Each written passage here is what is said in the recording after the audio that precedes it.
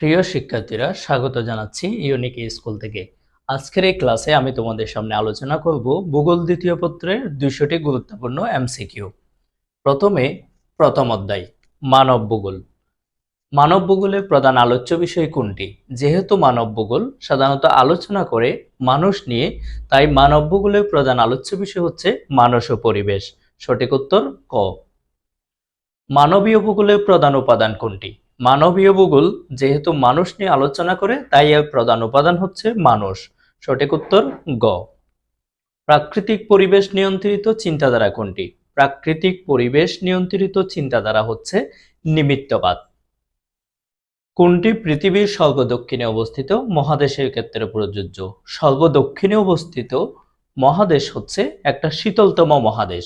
সঠিক উত্তর ক। 30 ডিগ্রি উত্তর অক্ষরেখা ও 90 ডিগ্রি পূর্ব দ্রাঘিমা রেখা কোন দেশের উপর দিয়ে অতিক্রম করেছে?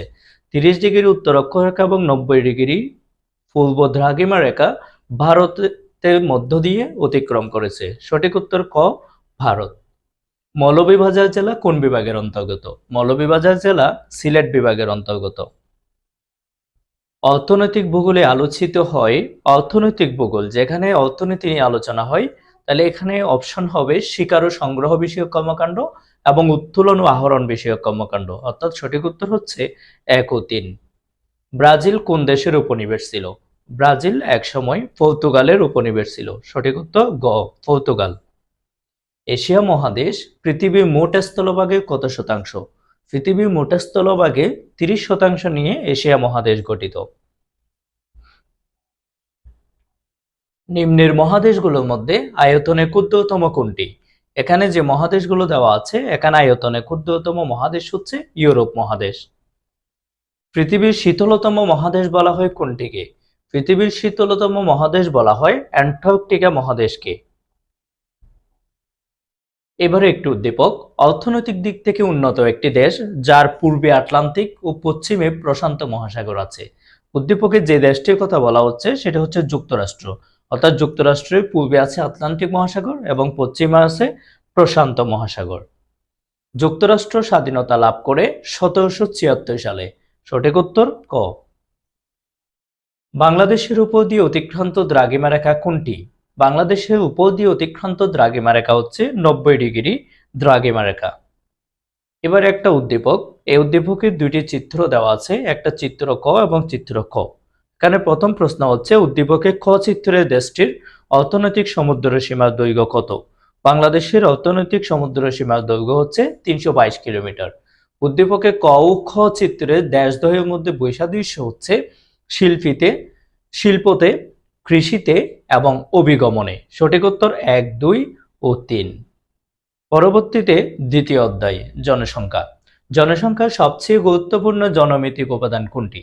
অর্থাৎ জনসংখ্যায় সবচেয়ে বেশি গুরুত্বপূর্ণ উপাদান হচ্ছে বয়স কাঠামো। একটি দেশের জনসংখ্যাকে ওই দেশের আয়তন দিয়ে ভাগ করলে কি পাওয়া যায়? সাধারণত একটি দেশের জনসংখ্যা অর্থাৎ টোটাল পপুলেশনকে যদি আমরা টোটাল এরিয়া দিয়ে ভাগ করি, তাহলে আমরা সাধারণত জনসংখ্যার ঘনত্ব পাই। তাহলে জনসংখ্যার ঘনত্ব নির্ণয়ের সূত্র হচ্ছে total population divided by total area. সঠিক উত্তর ক, ঘনত্ব। জনশুমারি 2022 অনুযায়ী বাংলাদেশের জনসংখ্যা বৃদ্ধির শতকরা হার হচ্ছে 1.12%। সঠিক উত্তর ক। মাইগ্রেট শব্দটি কোন ভাষার শব্দ থেকে এসেছে? মাইগ্রেট অর্থ হচ্ছে অভিগমন। এই অভিগমন শব্দটি ল্যাটিন ভাষার শব্দ থেকে এসেছে।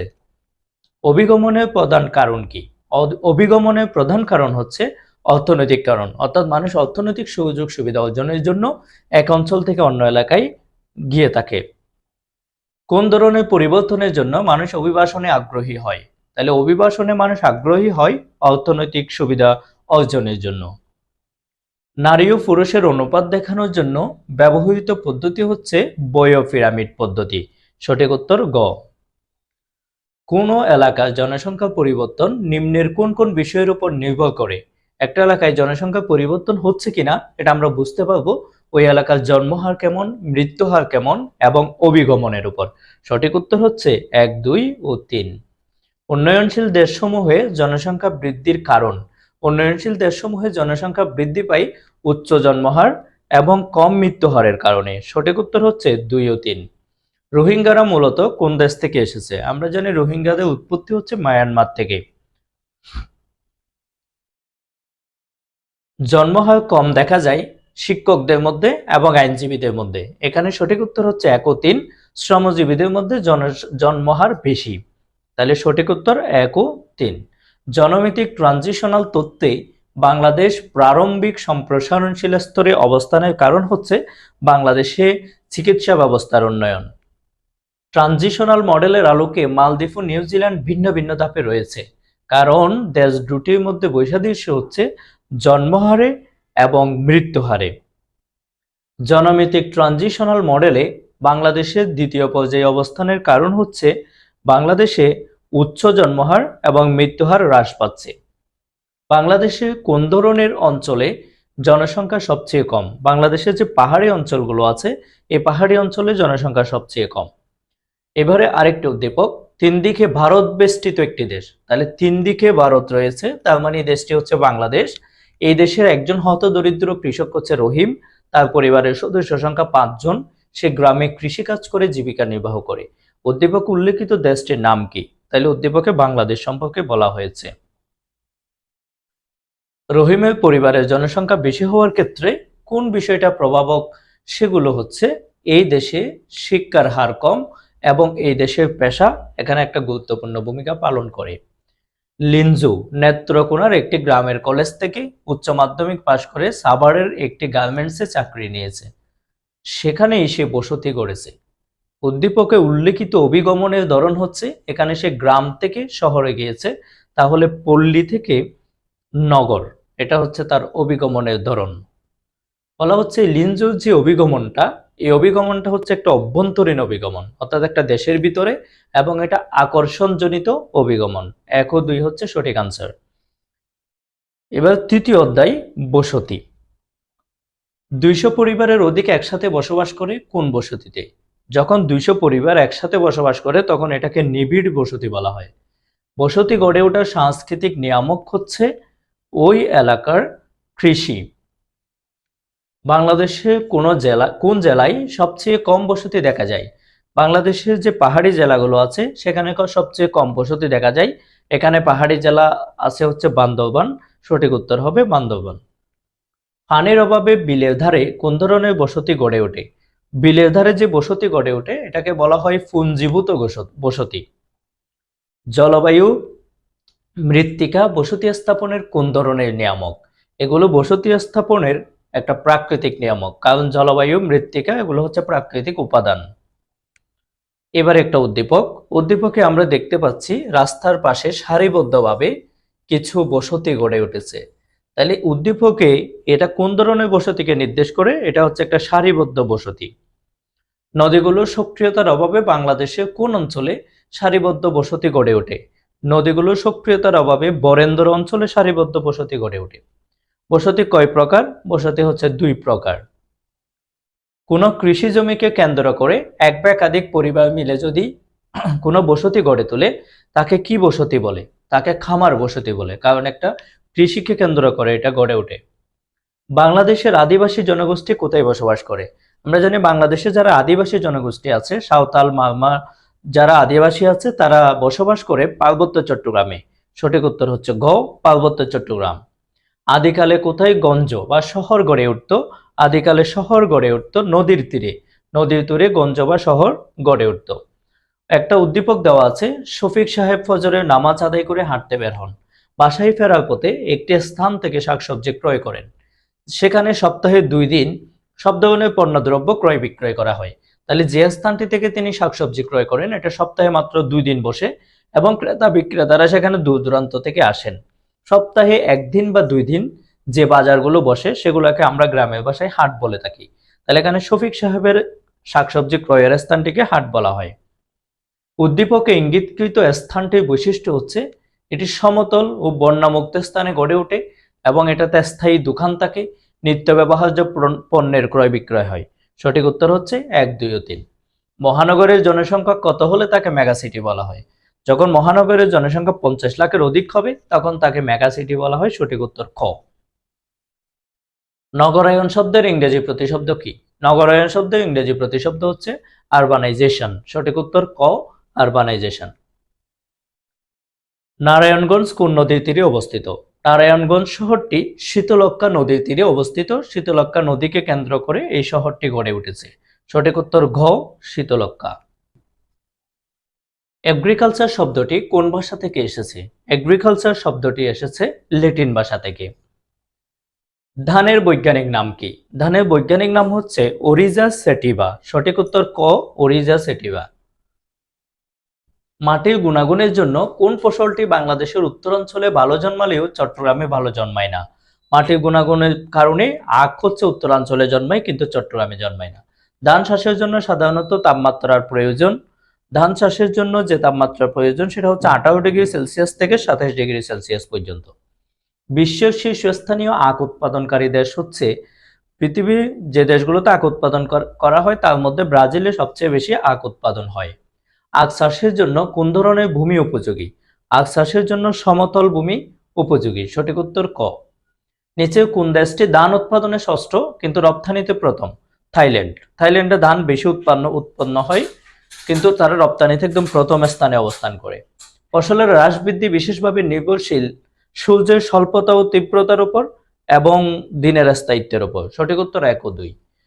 এখানে দুটি দেশ সম্পর্কে বলা হচ্ছে যারা আয়তনে বিশ্বের যথাক্রমে তৃতীয় এবং সপ্তম। আয়তনে বিশ্বের তৃতীয় দেশ হচ্ছে চীন এবং সপ্তম হচ্ছে ভারত।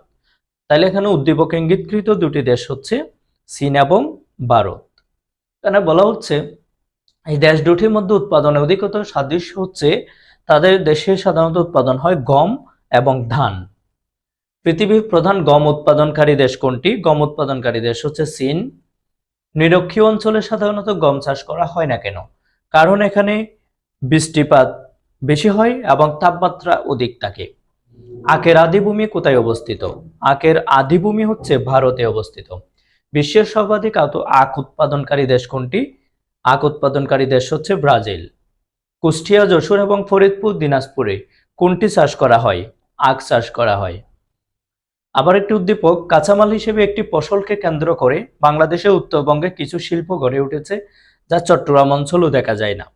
তাহলে উত্তরবঙ্গে আছে কিন্তু চট্টগ্রাম অঞ্চলে দেখা যায় না, তাহলে এটা আমরা আখের কথা বলতে পারি অথবা গম। ফসলটি সবচেয়ে বেশি কোন দেশে উৎপাদন হয়? ব্রাজিলে। উদ্দীপকের ফসলটি ক্রান্তীয় ও উপক্রান্তীয় অঞ্চলে জন্মায় এবং চাষের জন্য বৃষ্টিপাতের দরকার হয়। ঢাল কম থাকা সত্ত্বেও চা চাষ করা হয় কোথায়? ঢাল কম থাকা সত্ত্বেও চা চাষ করা হয় পঞ্চগড়ে। চা কোন দেশের জাতীয় পানীয়? চা হচ্ছে জাপানের জাতীয় পানীয়। রিথা দাদুর সাথে জৈন্তিয়া পাহাড়ের পাদদেশে একটি চা বাগানে বেড়াতে গেল, কিন্তু সারাদিন প্রচুর বৃষ্টিপাতের জন্য সেদিন বের হতে পারলো না।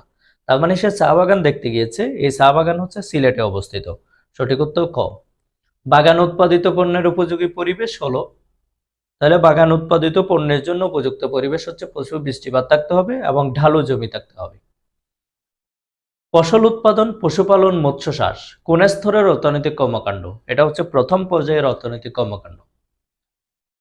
খরিফ শস্যের উদাহরণ হলো, খরিফ শস্য বলা হয় তিলকে।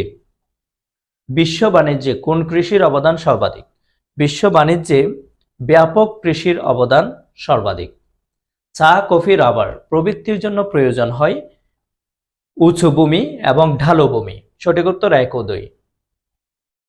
এবার একটা উদ্দীপক, এখানে দুটি চিহ্নিত অংশ আছে, একটা এ একটা বি। উদ্দীপকে বি চিহ্নিত অঞ্চলে উৎপাদিত শীর্ষস্থানীয় ফসল হচ্ছে আখ এবং উদ্দীপকে এ ও বি দেশের উৎপাদনের দিক থেকে শীর্ষস্থানীয় ফসলের ভৌগোলিক নিয়ামকের বৈসাদৃশ্য হচ্ছে তাপমাত্রায়, ভূপ্রকৃতিতে এবং মৃত্তিকায়। ঋতু পরিবর্তন বাংলাদেশের কোন ক্ষেত্রটির উপর প্রত্যক্ষ প্রভাব রাখে? ঋতু পরিবর্তন বাংলাদেশে কৃষিক্ষেত্রের উপর প্রত্যক্ষ প্রভাব রাখে। বাংলাদেশের কৃষিকে মৌসুমী বায়ুর জুয়া খেলা বলা হয় কেন? বাংলাদেশের কৃষিকে মৌসুমী বায়ুর জুয়া খেলা বলা হয় কারণ মৌসুমী বায়ুর উপর এটি নির্ভর করে। এবার একটু উদ্দীপক, বাংলাদেশের প্রধান খাদ্যশস্যটি প্রায় সব জেলাতেই উৎপাদিত হয়। অপর একটি ফসল 600 থেকে 1200 মিটার উচ্চতায় পাহাড়ের ডালে অধিক উৎপাদিত হয়। প্রথম ইঙ্গিতকৃত ফসলটি উৎপাদনের জন্য বার্ষিক গড়ে কত সেন্টিমিটার বৃষ্টিপাত প্রয়োজন হয়? এটা হচ্ছে 100 থেকে 250 সেন্টিমিটার বৃষ্টিপাত প্রয়োজন হয়। উদ্দীপকে ইঙ্গিতকৃত উভয় ফসলের জন্য প্রযোজ্য উষ্ণ ও আর্দ্র জলবায়ু এবং চীনে সর্বাধিক উৎপাদন হয়। এবারে পঞ্চম অধ্যায়, খনিজ ও শক্তি সম্পদ। অধাতব খনিজ কোনটি? অধাতব খনিজ হচ্ছে চীনামাটি। আধুনিক যন্ত্র সভ্যতার ভিত্তি কোনটি? আধুনিক যন্ত্র সভ্যতার ভিত্তি হচ্ছে লৌহ। কোন আকরিকে লোহার পরিমাণ সর্বাধিক থাকে? ম্যাগনেটাইট আকরিকে লোহার পরিমাণ সর্বাধিক থাকে। কোনটি রক্তবর্ণ বিশিষ্ট আকরিক লোহা? হেমাটাইট হচ্ছে রক্তবর্ণ বিশিষ্ট আকরিক লোহা। পেন্সিলের শীষ বানাতে কোন খনিজটি ব্যবহৃত হয়? পেন্সিলের শীষ বানাতে গ্রাফাইট খনিজটি ব্যবহৃত হয়। বাংলাদেশের কোন জেলায় চুনাপাথর পাওয়া যায়? বাংলাদেশে জয়পুরহাটে চুনাপাথর পাওয়া যায়। আকরিক লৌহ থেকে কি প্রস্তুত করা হয়? লৌহ থেকে ইস্পাত প্রস্তুত করা হয়। জ্বালানি খনিজ হলো প্রাকৃতিক গ্যাস, খনিজ তেল, এই দুটি হচ্ছে জ্বালানি খনিজ। খনিজ বহির্ভূত শক্তি সম্পদ হলো পানি বিদ্যুৎ, সৌর বিদ্যুৎ এবং বাস মাউন্টেড বিদ্যুৎ, তিনটাই হচ্ছে খনিজ বহির্ভূত শক্তি। ওফেক একটা জ্বালানি বিশেষজ্ঞ সংগঠন, এটি প্রতিষ্ঠা উদ্যোক্তা রাষ্ট্র কোনটি? উদ্যোক্তা রাষ্ট্র হচ্ছে ইরাক। কোথায় পৃথিবীর অর্ধেকের বেশি তেল সঞ্চিত আছে? মধ্যপ্রাচ্যে পৃথিবীর অর্ধেকের বেশি তেল সঞ্চিত আছে। সঠিক উত্তর গ, মধ্যপ্রাচ্য। খনিজ তেলের আরেক নাম কি? খনিজ তেলের আরেক নাম হচ্ছে তরল স্বর্ণ। সঠিক উত্তর গ। কোনটি খনিজ তেল উৎপাদনে বিশ্বের শীর্ষ দেশ? খনিজ তেল উৎপাদনে বিশ্বের শীর্ষ দেশ হচ্ছে যুক্তরাষ্ট্র। প্রাকৃতিক গ্যাস খনিজ পাওয়ার সম্ভাবনা সবচেয়ে বেশি থাকে নবীন বঙ্গীল পর্বতে এবং প্রাচীন জলাভূমিতে ও অগভীর সমুদ্রে, অর্থাৎ সঠিক উত্তর 1, 2 ও 3। ধূসর বর্ণের এক ধরনের অধাতব খনিজ যা কয়লার একটি রূপভেদ। পেন্সিলের শীষ তৈরিতে উক্ত খনিজ ব্যবহৃত হয়। এখানে পেন্সিলের শীষ তৈরিতে যে খনিজ ব্যবহৃত হয় এটি উৎপাদনে শীর্ষস্থানীয় দেশ হচ্ছে চীন। উদ্দীপকে ইঙ্গিতকৃত খনিজটি ব্যবহৃত হয় জ্বালানি হিসেবে এবং পিচ্ছিল কারক পদার্থ হিসেবে। সঠিক উত্তর 2 ও 3। বাংলাদেশের প্রধান খনিজ সম্পদ কোনটি? বাংলাদেশের প্রধান খনিজ সম্পদ হচ্ছে প্রাকৃতিক গ্যাস। চীনামাটির সন্ধান পাওয়া গিয়েছে, বাংলাদেশের চীনামাটির সন্ধান পাওয়া গিয়েছে বিজয়পুরে এবং পত্তিতলায়। বাংলাদেশে চুনাপাথর পাওয়া যায় কক্সবাজার এবং জয়পুরহাট অঞ্চলে। খ ও খ উভয়ই শক্তি সম্পদ। ক সম্পদটি হাইড্রোকার্বনের মিশ্রণ আর ক সম্পদটি ভূগর্ভে প্রচণ্ড তাপ ও চাপের প্রভাবে সৃষ্টি হয়। উদ্দীপকে যে ক সম্পদের কথা বলা হয়েছে সেটির নাম হচ্ছে অ্যান্থ্রাসাইট। উদ্দীপকে খনিজ দুটির মধ্যে ভিন্নতা রয়েছে। এই দুইটা শিল্পের কাঁচামাল হিসেবে ব্যবহৃত হয় এবং আলকাতরা উপজাত হিসেবে পাওয়া যায়। এবার একটা উদ্দীপকে একটা বাংলাদেশের মানচিত্র দেওয়া আছে এবং সেখানে দুটি চিহ্নিত করা হয়েছে, একটা এ চিহ্নিত অঞ্চল, একটা বি চিহ্নিত অঞ্চল, অর্থাৎ একটা একদম উত্তর অঞ্চলে আর একটা মাঝামাঝি। উদ্দীপকে এ চিহ্নিত অঞ্চলে প্রধান খনিজ সম্পদ হচ্ছে উত্তরাঞ্চলের এই যে প্রধান খনিজ সম্পদ হচ্ছে কয়লা। এ ও বি অঞ্চলে প্রাপ্ত প্রধান খনিজের মধ্যে যে বৈসাদৃশ্য সেটা হচ্ছে এটা যানবাহনের জ্বালানি হিসেবে একটা ব্যবহৃত হয়, একটা হয় না, আর একটা সার শিল্পে ব্যবহৃত হয়, একটা হয় না। তাহলে সঠিক উত্তর হচ্ছে 1 ও 2। বাংলাদেশ একটি খনিজ প্রচুর পরিমাণে পাওয়া যায় যা সার কারখানায় কাঁচামাল হিসেবে ব্যবহৃত হয় এবং সেই খনিজটি হচ্ছে সাধারণত সর্বপ্রথম হরিপুরে উৎপাদন হয়। উদ্দীপকে খনিজটি কোন কোন কাজে ব্যবহৃত হয়? এটা ব্যবহার করা হয় রান্নার কাজে এবং পরিবহনের জ্বালানি হিসেবে। এবার ষষ্ঠ অধ্যায়, শিল্প। কোনটি শিল্প স্থাপনের প্রাকৃতিক নিয়ামক? শিল্প স্থাপনের প্রাকৃতিক নিয়ামক হচ্ছে জলবায়ু। শিল্প কলকারখানাগুলো শহর থেকে দূরে গড়ে ওঠার কারণ হচ্ছে স্বল্প মূল্যে জমি প্রাপ্তি। আমেরিকা যুক্তরাষ্ট্রের হ্রদ অঞ্চলে কোন শিল্প বেশি গড়ে উঠেছে? আমেরিকা যুক্তরাষ্ট্রের লৌহ এবং ইস্পাত শিল্প সবচেয়ে বেশি গড়ে উঠেছে। সার শিল্পের অন্যতম কাঁচামাল হচ্ছে প্রাকৃতিক গ্যাস। বাংলাদেশের দক্ষিণ পূর্বাঞ্চলে চিনি শিল্প গড়ে না ওঠার কারণ হচ্ছে এখানে কাঁচামালের অভাব। কোন শিল্প বাংলাদেশের অর্থনীতির অন্যতম চালিকা শক্তি? তৈরি পোশাক শিল্প বাংলাদেশের অর্থনীতির অন্যতম প্রধান চালিকা শক্তি। আশুগঞ্জ সার কারখানায় কোন কোন গ্যাস ক্ষেত্র থেকে গ্যাস ব্যবহার করা হয়? তিতাস ও হবিগঞ্জ গ্যাস ক্ষেত্র থেকে গ্যাস ব্যবহার করা হয়। বাংলাদেশের বর্তমানে সবচেয়ে বেশি রপ্তানি আয় হয় গার্মেন্টস শিল্প থেকে। সঠিক উত্তর গ। জিএমপি এর কারণে যে শিল্প বাংলাদেশের দ্রুত প্রসার লাভ করেছে সেটা হচ্ছে ওষুধ শিল্প। কর্ণফুলী ফার্টিলাইজারে কোন জাতীয় সার তৈরি করা হয়? কর্ণফুলী ফার্টিলাইজারে ইউরিয়া সার তৈরি করা হয়। ছাতক সিমেন্ট কারখানা কোন জেলায় অবস্থিত? এটি হচ্ছে বাংলাদেশের সুনামগঞ্জ জেলায় অবস্থিত। বাংলাদেশের রপ্তানি আয়ের প্রধান খাত হচ্ছে তৈরি পোশাক শিল্প। একটি ভারী শিল্প যা একটি স্ক্রু থেকে শুরু করে বৃহদাকার জাহাজের যন্ত্রপাতি সবই তৈরিতে ব্যবহৃত হয়। অন্য একটি শিল্পের অধিক প্রসার ঘটেছে মধ্য ও পূর্ব এশিয়ার আর্দ্র জলবায়ুতে। এখানে উদ্দীপকে প্রথমে যে ইঙ্গিতকৃত শিল্পটি এটি চীনে পাওয়া যায়। উদ্দীপক নিম্নের কোন কোন দেশ উদ্দীপকের দ্বিতীয় অংশে ইঙ্গিতকৃত শিল্পজাত দ্রব্য রপ্তানি করে? এ হচ্ছে চীন ও ব্রাজিল। একটি শিল্পের শিল্পজাত পণ্য কৃষি উৎপাদনে ইতিবাচক ভূমিকা রাখে। শিল্পটির কাঁচামালের প্রধান উৎস ব্রাহ্মণবাড়িয়া ও সিলেট জেলায় পাওয়া যায়। উদ্দীপকে যে ইঙ্গিতকৃত শিল্পটি যেটা কৃষি উৎপাদনে ভূমিকা রাখে সেটি হচ্ছে সার। উদ্দীপকে ইঙ্গিতকৃত সেই শিল্পটির কাঁচামাল ব্যবহৃত হয়, তা যে কাঁচামালগুলো সেগুলো রান্নার কাজে, বিদ্যুৎ উৎপাদনে এবং যানবাহনে ব্যবহৃত হয়। উদ্দীপকে ক ইঙ্গিতকৃত শিল্প কোনটি, অর্থাৎ যেটি মাটির উর্বরতা বাড়াতে সহায়তা করে, সেটি হচ্ছে সার। খ শিল্পে অনুন্নত, কারণ খ শিল্পের মধ্যে আছে যেটি একটি ফসলের রস। এটি অনুন্নত কারণ হচ্ছে এটি গুড় তৈরির প্রবণতা রয়েছে এবং মূলধন বিনিয়োগে অনীহা, সনাতন পদ্ধতি এখনো ওখানে প্রয়োগ হচ্ছে।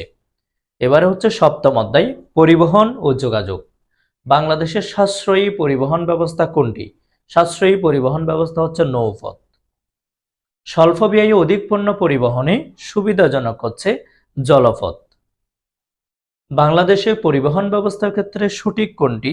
অপশনগুলোর মধ্যে রেলপথে মিটার গেজের পরিমাণ সর্বাধিক এবং নৌপথে পরিবহন খরচ অপেক্ষাকৃত কম।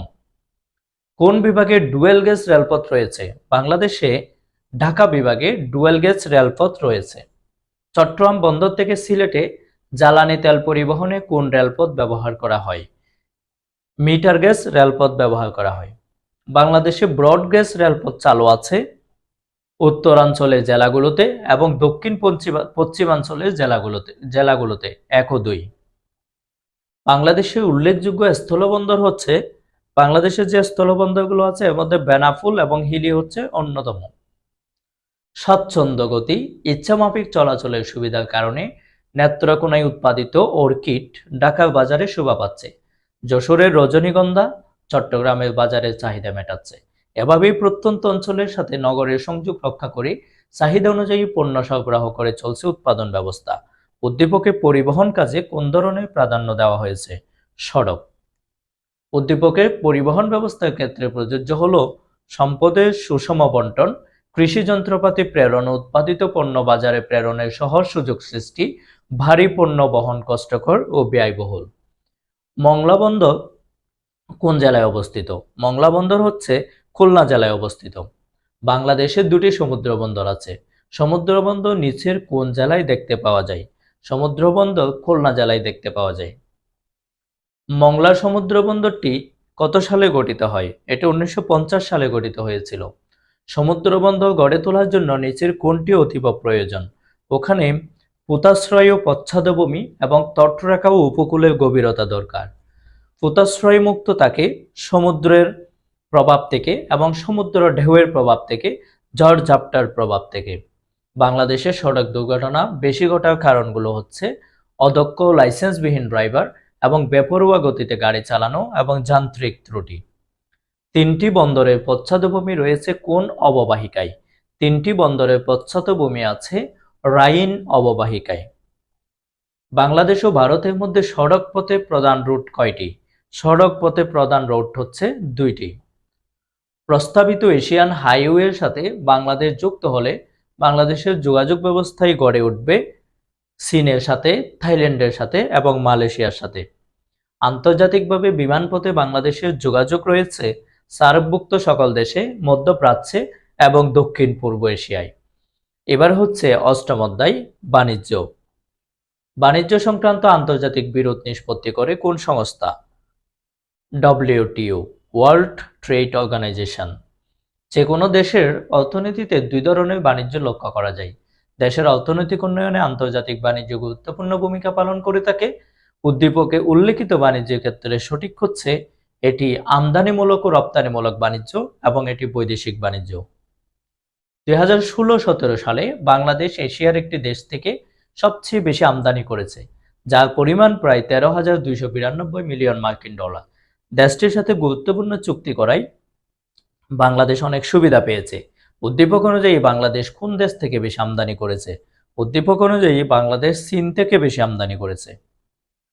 উক্ত দেশের সাথে সম্পাদিত চুক্তি হচ্ছে agreement on economic and technical cooperation framework agreement. বাংলাদেশে প্রচলিত রপ্তানি পণ্য হচ্ছে তৈরি পোশাক এবং পাটজাত দ্রব্য। এখানে সবচেয়ে বেশি রপ্তানিযোগ্য প্রচলিত পণ্য হচ্ছে পাটজাত দ্রব্য। বাংলাদেশে বৈদেশিক বাণিজ্য নির্ভরশীল বৈদেশিক ঋণের উপর এবং বৈদেশিক সাহায্যের উপর। বাংলাদেশের শ্রমশক্তি বিদেশে প্রেরণ করা হয় কোন সাল থেকে? বিদেশে প্রেরণ করা হয় 1976 সাল থেকে। বাংলাদেশের রপ্তানি আয়ের প্রধান উৎস কি? রপ্তানি আয়ের প্রধান উৎস হচ্ছে পোশাক শিল্প। অপ্রচলিত পণ্য কোনটি? অপ্রচলিত পণ্য হচ্ছে তৈরি পোশাক। অর্থনীতিবিদদের মতে বাংলাদেশ থেকে বিদেশে জনশক্তি রপ্তানি বৃদ্ধি করা উচিত, কারণ এই রপ্তানির উপর নির্ভর করে বেকার সমস্যার সমাধান, দারিদ্র্য বিমোচন। সঠিক উত্তর 2 ও 3। এবার হচ্ছে নবম অধ্যায়, দূষণ ও দুর্যোগ। মানুষের সম্পূর্ণ বধিরতা সৃষ্টির মাত্রা কত ডেসিবেল? বধিরতা সৃষ্টির মাত্রা হচ্ছে 120 ডেসিবেল। গ্রিন হাউস গ্যাস কোনটি? গ্রিন হাউস গ্যাস হচ্ছে কার্বন ডাইঅক্সাইড। পুলক সাহেবের বয়স খুব বেশি নয়, তবে তিনি দূষিত পরিবেশে বসবাস করার জন্য দীর্ঘদিন যাবৎ শ্বাসকষ্ট ও ফুসফুসের প্রদাহজনিত রোগে ভুগছেন। এখানে ইঙ্গিতপূর্ণ দূষণটি হচ্ছে বায়ু দূষণ। উদ্দীপকে বায়ু দূষণের কারণ হচ্ছে জ্বালানি হিসেবে কাঠের ব্যবহার এবং রেফ্রিজারেটরের ব্যাপক ব্যবহার। অভি জলপথে ঢাকা হতে নারায়ণগঞ্জ যাচ্ছিল। সে লক্ষ্য করল যাত্রাপথের দুই পাশে কলকারখানার বর্জ্য সেখানকার প্রবহমান ধারায় এসে মিশেছে। অভির দেখা সমস্যাটি নিম্নে কোনটি দূষিত করে? এটি হচ্ছে পানি দূষিত করে। উদ্দীপকে উল্লেখিত সমস্যাটি নিচের কোনটিকে নির্দেশ করে? এটি মানবসৃষ্ট দূষণ এবং পরিবেশ দূষণ। গ্রিন হাউস গ্যাসের মধ্যে কোনটির কারণে বায়ুমণ্ডলের তাপ সবচেয়ে বেশি বৃদ্ধি পাচ্ছে? বায়ুমণ্ডলের তাপ বৃদ্ধি পাচ্ছে কার্বন ডাইঅক্সাইড গ্যাসের কারণে।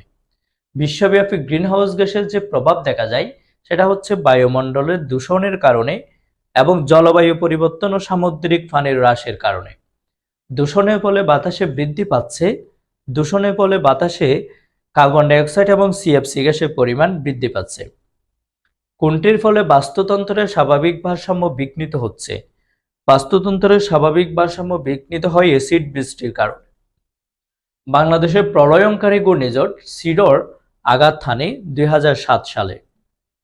দুর্যোগ প্রশমনের জন্য কোনটি গুরুত্বপূর্ণ? দুর্যোগ প্রশমনের জন্য গুরুত্বপূর্ণ হচ্ছে অবকাঠামোগত উন্নয়ন এবং শস্য বহুমুখীকরণ। একটি দেশের দক্ষিণাঞ্চলে বেড়াতে গিয়ে দেখতে পেল সেখানকার বাড়ির ভিতগুলো অনেক উঁচুতে নির্মাণ করা। গবাদি পশুর জন্য আলাদা টিলা তৈরি করা হয়েছে। উদ্দীপকে উল্লেখিত উঁচু ভিত টিলা কোন পর্যায়ে দুর্যোগ ব্যবস্থাপনার অন্তর্ভুক্ত? এটা হচ্ছে পূর্ব প্রস্তুতি। উক্ত ব্যবস্থাপনার উদ্দেশ্য হলো ক্ষতির পরিমাণ হ্রাস করা, ত্রাণ ও পুনর্বাসন নিশ্চিত করা, পুনরুদ্ধার কাজ ভালোভাবে সম্পাদন করা। পানির স্তর নিচে নেমে যাচ্ছে কেন? পানির স্তর নিচে নেমে যাচ্ছে পানির অতিরিক্ত ব্যবহারের কারণে। এবার হচ্ছে দশম অধ্যায়, দূষণ ও দুর্যোগ। কিসের মাধ্যমে পৃথিবীর কোন স্থানের অবস্থান নির্ণয় করা যায়? কোন স্থানের অবস্থান নির্ণয় করা যায় কৌণিক দূরত্বের মাধ্যমে। কোন অভিক্ষেপে অক্ষরেখা ও দ্রাঘিমা রেখাগুলো সরল রেখা দ্বারা প্রকাশ করা হয়? প্রকৃত বেলন। সমুদ্রপথে জাহাজ চলাচলের জন্য কোন অভিক্ষেপটি অধিক ব্যবহৃত হয়? মার্কেটরের।